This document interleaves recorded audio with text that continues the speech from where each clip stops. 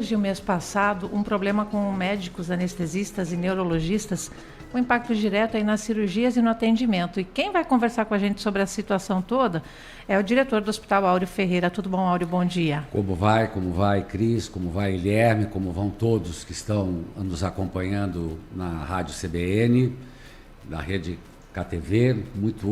Uma alegria imensa estar aqui com vocês. Áureo, vamos explicar para o pessoal o que aconteceu exatamente agora. Isso. Foi a partir do dia 12 de janeiro, né? Isso, recapitulando bem rápido sobre o tema dos anestesistas, eles são uma empresa médica credenciada com o hospital que engloba dos 39 anestesistas registrados pelo CRM na cidade de Foz do Iguaçu, 29 deles, é o último dado que eu tenho, fazem parte da empresa. Pode ter alguma variação nesse número que estou falando. Então, ela é uma empresa que, vamos dizer assim, detém uma força grande. E ela apresentou, em meados de dezembro, um problema na sua estruturação interna com médicos que estavam com algumas dispensas, com atestados relacionados à gestação, relacionados a alguma coisa à saúde, e que ela passaria a partir de 12 de janeiro a não mais nos fornecer os 4 anestesistas por dia que laboravam lá no nosso hospital, passando para um só a partir de 12.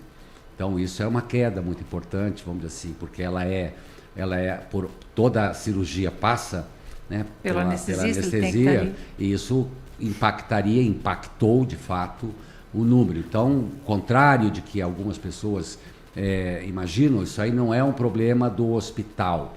Isso foi uma circunstância aleatória à vontade do hospital, aleatória também à vontade da própria empresa, que conduziu a essa situação de restrição. E nós passamos, então, imediatamente a buscar alternativas para que essa situação fosse diminuída o impacto. Porque nós fazemos, por exemplo, um dado estatístico, 25 cirurgias por dia na normalidade. Com os 4 anestesistas. Com os 4 anestesistas. Mas a partir desse um anestesista, nós continuamos mantendo ainda uma produtividade bem elevada, partindo aí da ordem de 12 cirurgias, ou seja, uma eficiência do nosso doutor que está designado pela empresa, a Neogefos, a fazer esses procedimentos no hospital, mas ainda assim bem aquém daquilo. Então, para poder proteger os pacientes que entram pela urgência e emergência e aqueles que estão internados no hospital, isso vem impactar frontalmente com as nossas cirurgias eletivas, que são aquelas que nós podemos marcar com antecedência a sua realização. Contrário do que estava acontecendo durante todo o ano de 25, onde as nossas cirurgias eletivas estava diminuindo a fila de forma drasticamente, deu uma brecada nessa realização, frustrando muitas pessoas, por óbvio, que estavam na expectativa da sua cirurgia eletiva. Mas nós já estamos, então, nessas medidas que buscamos adotar, foi buscar em Cascavel, buscar aqui nos próprios, quando eu falei que 39 são aqui em Foz do Iguaçu e 29 estão na empresa, então dos 10 que não faziam parte da empresa, mas infelizmente dos 10, todos menos um, que é o Dr. Bernardo, estavam com algum outro compromisso que não permitia eles somarem esforços no hospital. Então o Dr. Bernardo começou ontem, e isso já mudou o nosso perfil de cirurgias. Ontem, por exemplo, realizamos 19. Então, esses agora já estão 2 anestesistas. 2 anestesistas já estão realizando numa média boa. Então, estamos chegando próxima do 25, sempre pensando na segurança do paciente, por óbvio. Temos aí em contato com outros 2 anestesistas, que eu acredito que nesse curto prazo consigamos trazê-los para a equipe. Com relação aos neurocirurgiões, já é diferente o caso. O tema tem um fundo financeiro, de fato, bastante importante. Daí já não tem nada a ver com essa empresa dos anestesistas, não. Já é outra coisa. Então, isso é também importante dizer, obrigado aí por essa lembrança, porque o hospital não contrata um médico, o hospital contrata uma empresa médica. No caso da empresa Neogefos, ela tem 29 Anestesistas. No caso das empresas médicas credenciadas no hospital, na área da neurocirurgia, elas são individuais, mas são empresas. Então, essas 4 empresas que tinham o credenciamento, elas apresentaram uma demanda financeira de aumentar o custo, o pagamento, o ressarcimento do seu serviço. E lá nas nossas conversas, diálogos, que vem lá desde novembro do ano passado, nós verificamos que dentro daquilo que era razoável no ambiente do estado do Paraná e que era possível financeiramente pagarmos, nós sairíamos de um valor de R$ 45,00, que era o que estava sendo praticado, para R$ 65,00, uma ordem de 41% mais ou menos. Eles estavam pleiteando 93, que não se coaduna com a realidade do estado do Paraná e nem nós teríamos a capacidade financeira também de fazer isso. Então, nesse impasse, eles optaram por se afastar. Nesse caso, então, a Secretaria de Saúde, que aí ela entra, porque ela tem interesse direto na regulação dos pacientes que usam o nosso hospital, junto com o governo do estado, a Secretaria Estadual de Saúde, fizeram uma nova regulação, uma nova moldagem, passando para que os pacientes com emergência médica na área de neurocirurgia, a referência saiu do nosso hospital e foi para o Itamed, que devolveu a gentileza que fizemos no tempo pretérito recente, de que nós acolhemos todos os seus pacientes de UTI quando houve o incêndio na área da nefrologia do Itamed. O Hospital Municipal é que incorporou essas pacientes que estavam internados lá. E agora, da mesma forma, eles estão nos ajudando com as emergências médicas da área da neurocirurgia e outros pacientes. Nós temos o apoio, aí que são a regulação dos hospitais que estão dentro da macro-regional, da 9ª regional, da 10ª, da 20ª, ou seja, todo o oeste do Paraná. Então, chega os pacientes não ficaram desassistidos. Chega um paciente, está lá com um problema neurológico grave, a regulação já indica para onde que ele vai, ou para Itamed ou para Cascavel. Isso, exatamente. Aí tem o SAMU que faz o transporte. E a gente entende, né, que a questão... Não é algo assim confortável, com certeza não é, mas eu tenho expectativa. Nós marcamos agora para a próxima quinta-feira, amanhã, uma nova conversa com os nossos neurocirurgiões, posterior a uma reunião que houve do Comus na quinta-feira passada, muito importante, aonde eles também se sensibilizaram com os apelos da sociedade, ao qual o Comus representa. E quinta-feira vamos estar novamente conversando com os nossos queridos neurocirurgiões para verificar se encontramos ali uma solução de consenso e damos fim a esse impasse. Minha pergunta era justamente sobre isso mesmo, né? Se havia perspectiva de solução, né, desse impasse. Tá. E ela está, vamos dizer assim, por florescer amanhã. A gente entende que são questões bem específicas, né, com profissionais bem específicos ali que acontecem no Hospital Municipal, porque é um hospital de referência para várias especialidades. Como é que é gerenciar todos esses fluxos? Porque a gente vê, né, quando acontece, por exemplo, determinada especialidade, ter ali um déficit de pessoal, isso acaba comprometendo vários setores. Como é que é gerenciar toda essa complexidade? Olha, isso é importante. Isso aí demandaria uma conversa mais longa até para entender, mas eu vou tentar sintetizar aqui com um exemplo. Uma criança de 2 anos de idade foi encaminhada, não é nem daqui de Foz, era de Medianeira, se eu não estou equivocado, com uma enfermidade muito grave, aonde nós somos média complexidade e baixa complexidade. Mas o estado em que ela se encontrava era alta complexidade. Então, nós não tínhamos essa capacidade de atender essa criança, esse paciente pediátrico no momento. Então, o que acontece? Existe uma regulação toda elaborada, controlada por médicos, que fazem, vamos dizer assim, análise de cada caso, tudo que entra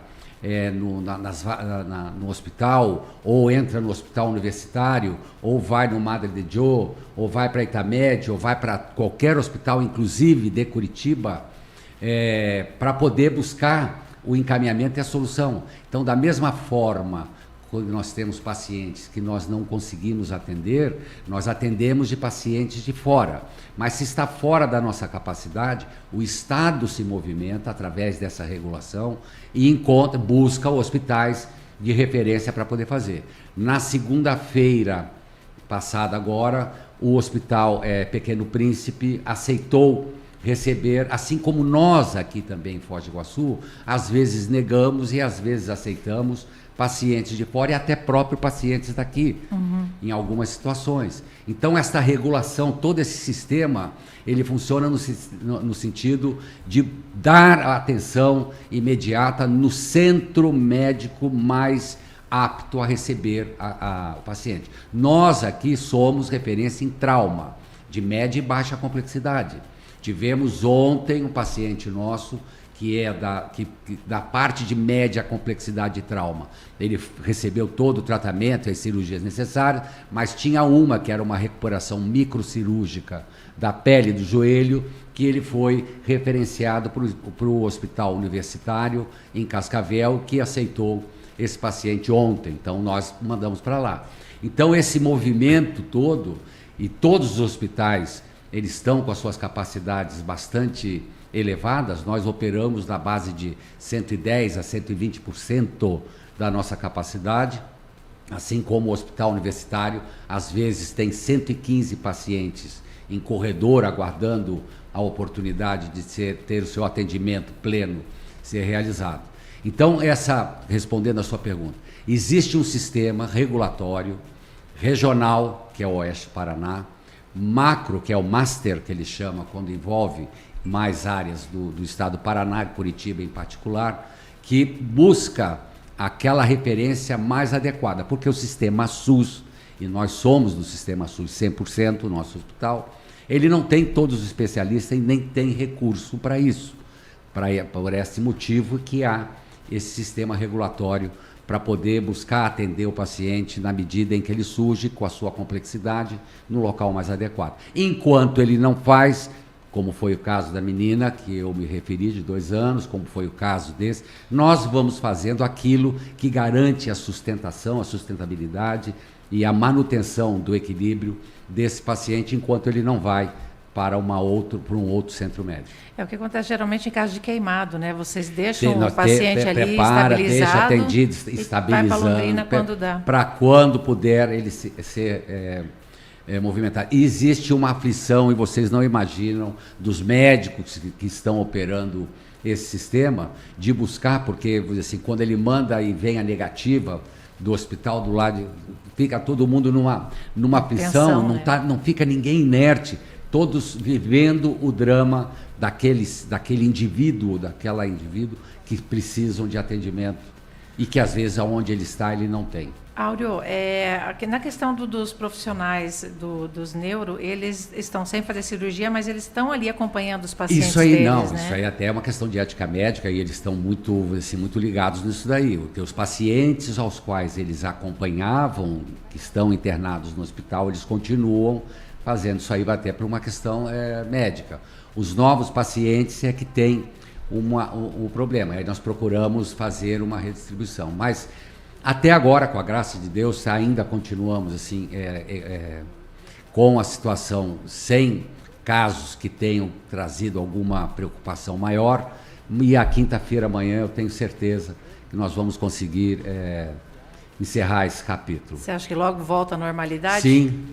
Na anestesia, mais cedo do que nós possamos imaginar, e na neurocirurgia, com esse espírito também de cooperação que nossos cirurgiões têm, pelo vínculo que eles têm com a cidade, eu tenho certeza que nós chegaremos a um bom termo.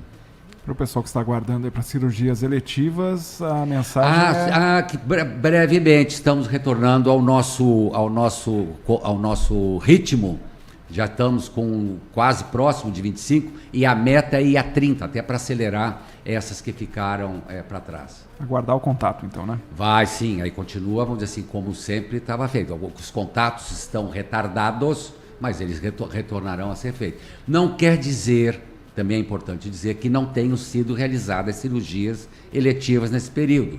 Quando é que conseguimos? Quando diminui a entrada na urgência e emergência, diminui, há uma perspectiva, então aí se chama alguém para fazer uma eletiva, aquele que está que tá mais à frente da fila. É tudo interligado, né? Tudo é interligado. Então você tem o problema assim, do sistema dentro do hospital é a porta de entrada, urgência e emergência, nós temos tanto nossa quanto de fora, as realizações das cirurgias no nosso centro cirúrgico, aqueles que precisam ocupar a UTI e os leitos disponíveis nas nossas enfermarias. Isso tudo tem que estar funcionando para poder dar o giro interno do hospital e as altas.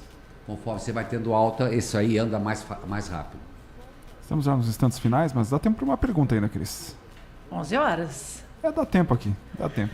Rapidinho, a participação do Ministério Público nesse processo todo foi muito importante? Foi importante, né? O doutor Carlos Marques, ele uma pessoa compreensiva, mais o defensor da lei, teve uma participação importante, tanto nas questões que estão ligadas à nossa empresa, a Nalgefos, dos anestesistas, quanto as empresas dos nossos neurocirurgiões. A participação dele foi fundamental, particularmente para não deixar que narrativas pudessem, de alguma maneira, envenenar ou contaminar a verdade, como aconteceu, eu vou aqui repetir, no caso dos anestesistas, que saiu que eles estavam com pagamento atrasado, com atraso nas remunerações não que eram devidas, isso. E não tinha nenhuma. Mas qual foi o mal que isso fez? Que aqueles que estavam lá em Cascavel, ou que estão agora aqui atendendo ali no poliambulatório, no CIS, assim, não, para o hospital eu não vou, o hospital é mal pagador. Aí você tive que ir a Cascavel para poder demonstrar de forma clara que, quanto a isso, era uma fake news de muito mau gosto. Conversamos aqui na CBN com o diretor do Hospital Municipal Padre Germano Lauck, aqui em Foz do Iguaçu, Áureo Ferreira. Muito obrigado pelos esclarecimentos aqui à população nesta Obrigado manhã. A vocês, a oportunidade, para que a verdade sempre tenha o seu lugar e numa empresa como essa, CBN, a KTV, de credibilidade na nossa população. Obrigadão, Áureo. Valeu. E daqui a pouquinho nós vamos